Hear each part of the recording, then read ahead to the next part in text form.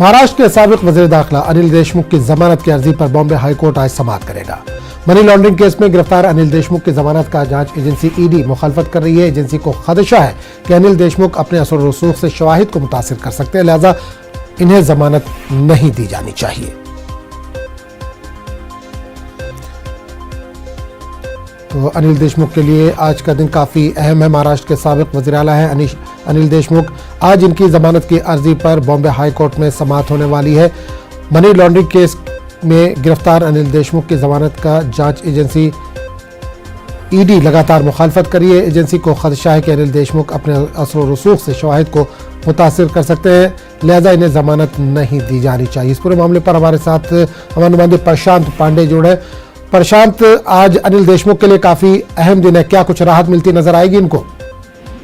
देखिए, कोर्ट की जो प्रक्रिया है वो 11 बजे के बाद शुरू होगी और जिस तरह से हमने देखा था कि निचली अदालत में भी अनिल देशमुख की तरफ से जो है जमानत के लिए एप्लीकेशन दी गई थी, लेकिन ईडी ने भी वहां पर जो अपनी दलीलें रखी थी उन्होंने साफ तौर पर यह बताया था कि जो मामला ईडी ने लिया है अनिल देशमुख के खिलाफ, उसमें मुख्य तौर पर मेन कल्पिट जो है वो अनिल देशमुख को जो है ईडी ने बताया था और यही रिप्लाई आज कल जो है हाई कोर्ट में भी ईडी की तरफ से दाखिल की गई है।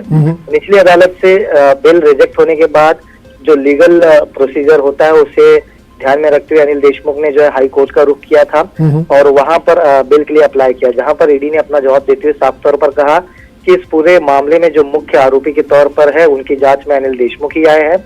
और साथ ही ईडी ने इस बात का भी जिक्र किया है कि जब ये अपने पद पर थे होम मिनिस्ट्री के, तब उन्होंने अपने पद का बहुत ज्यादा फायदा उठाया और बहुत ऐसे काम किए हैं जिसकी जांच अभी भी ईडी को करने की जरूरत है। तो बहरहाल ऐसे में आज अदालत में क्या कुछ कार्रवाई होती है, क्या दलीलें रखी जाती हैं दोनों पक्षों की तरफ से, ये देखना काफी अहम होगा। और क्या ईडी आगे आने वाले दिनों में अनिल देशमुख को लेकर के क्या सबूत इस अदालत में और रखेगी, ये भी देखने वाली बात होगी। और सबसे अहम ये होगा कि अनिल देशमुख के वकील की तरफ से क्या दलीलें रखी जाती है और क्या हाई कोर्ट से अनिल देशमुख को राहत मिलेगी कि नहीं, ये बड़ा सवाल यहाँ पर खड़ा होता है। लेकिन देखना ये होगा कि आज की जो प्रक्रिया होगी तो क्या दलीलें जो है दोनों पक्षों की तरफ से रखी जाती है। हालांकि ईडी ने जो अपना जवाब फाइल किया उसमें साफ तौर पर यह कहा है कि मुख्य आरोपी के तौर पर उनके जांच में अनिल देशमुख है और उन्होंने अपने पद का जो है बहुत ज्यादा फायदा उठाया है। चलिए प्रशांत, ये तो अनिल देशमुख की बात हुई, जाहिर सी बात है आज जमानत की अर्जी पर सुनवाई होनी है, अगर उनको राहत मिलेगी तो ये उनके लिए अच्छी खबर होगी। लेकिन प्रशांत, ये हम लगातार देख रहे हैं कि महाराष्ट्र में चाहे वो एनसीपी हो चाहे शिवसेना हो, उसके तमाम लीडर, बड़े जो लीडर हैं वो रडार पर हैं। तो क्या लगता है ईडी को लेकर जो अघाड़ी सरकार है उनका क्या रुख है, क्या कहना है उनका, क्योंकि लगातार रडार पर है ये लोग?